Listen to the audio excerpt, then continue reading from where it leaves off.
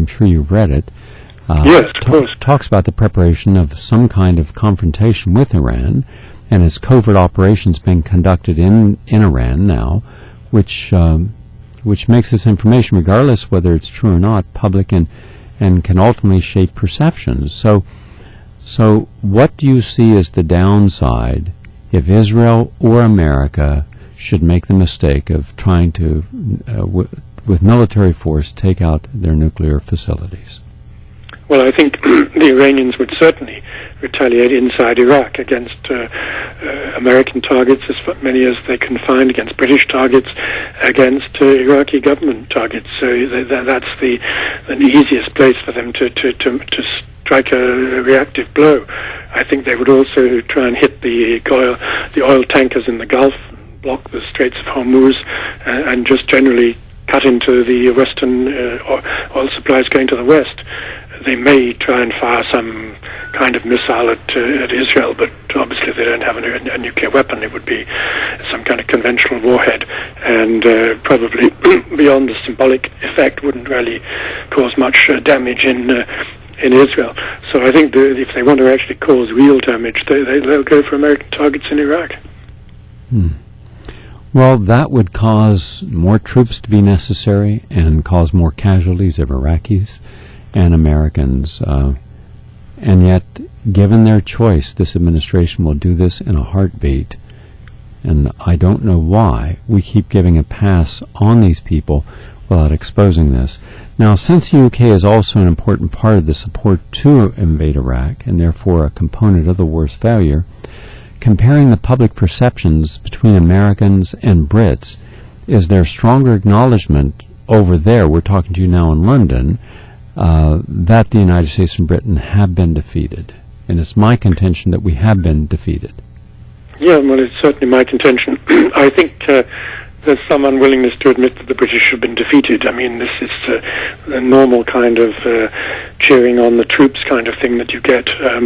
So we get all this stuff about the great courage and sacrifice and determination of the British troops, and I suppose at ground level there is a good deal of that, although unfortunately there have been some terrible atrocities. And just yesterday the High Court here ordered the British Army to pay 8 Iraqis about $5 million compensation for torture, and in the case of one man, killing him while he was in British detention in Iraq.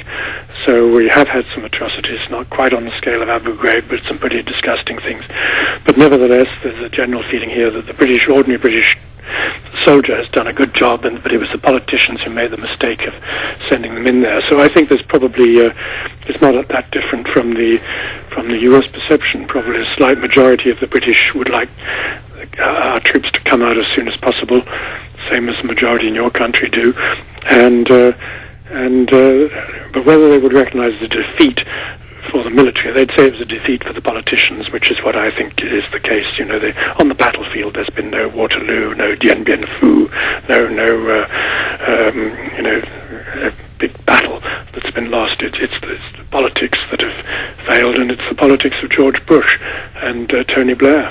Well, that's what I was referring to. No one's going to defeat us militarily, but we're looking for the need to win, and I'm saying it is not possible to win a war against insurgents. You just can't, because... No, you can't. It's what's called asymmetrical war, isn't it? I mean, when you have an insurgency fighting a hugely armed conventional army, unless the conventional army wins, anything less is defeat. Stalemate is defeat. And it's the same as what happened with the Russians in Afghanistan 20 years ago. They weren't... they didn't lose a pitched battle, but ultimately they were defeated because they couldn't control the insurgency. And we did the same in Vietnam. Exactly the same, yeah. And look at even FARC in Colombia. We don't understand nationalism. We somehow think we're the only people who are entitled to be nationalistic. God, we are nationalistic in Britain and America, but if the Iraqis say we don't want foreign troops, or the Vietnamese say we don't want a foreign army, then somehow this is they're insurgents. They're not. They're national resistance people. Could you explain...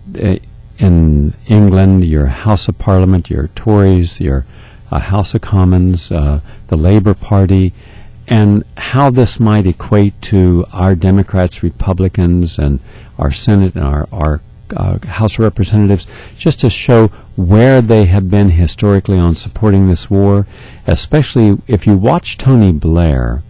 He is certainly charismatic, and I love to watch on C-SPAN the Prime Minister challenging in the instantaneous back and forth with the competing parties, the wit, the insight, and the vocabulary. It's just remarkable. You see no such thing with any of our presidents because they're just not up to it. They do not have the same capability, and then yet this very bright man, Tony Blair, made one terrible choice among all choices, and that was supporting George Bush.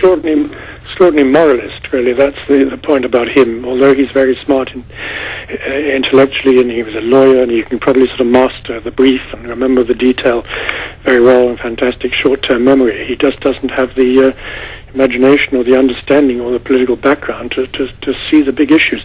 And he just decided that Saddam Hussein was a wicked man, and therefore he had to be removed. It was a kind of... I talked to, in preparing for this book that I've written, I talked to some of the academics who were called in to Downing Street to advise the Prime Minister. It was the only one occasion he actually asked any outside person for a bit of advice, and they found he wasn't really concentrating or listening to what they were saying about the complexity of Iraq and the difficulties and the fact that they wouldn't be welcomed if they came in to invade. And he just said to them when they'd finished, he said, but he, meaning Saddam, he is uniquely evil, isn't he?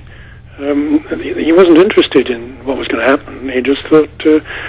that was enough, and they came away saying it was an incredible combination of total cynicism and moral fervor.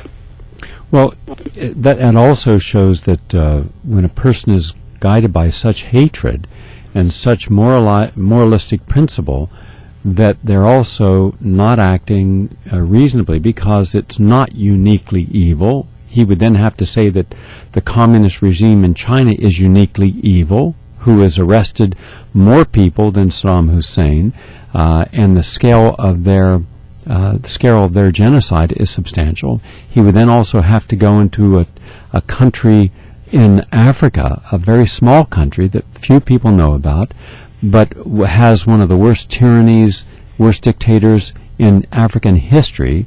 Man just won the latest presidential race by 99%. And he was on everyone's condemned list for human rights violations until they found oil. And you know about Ecuador and New Guinea. You also know about... And then suddenly everybody became his friend. And now they pump $4 billion into developing oil. And now the man who had committed atrocities and genocide, who had torture prisons, and was raping his country. And it's a tiny country. Now he is invited to the he's invited to the State Department, and he is a friend to the world of America's friend, according to Condoleezza Rice.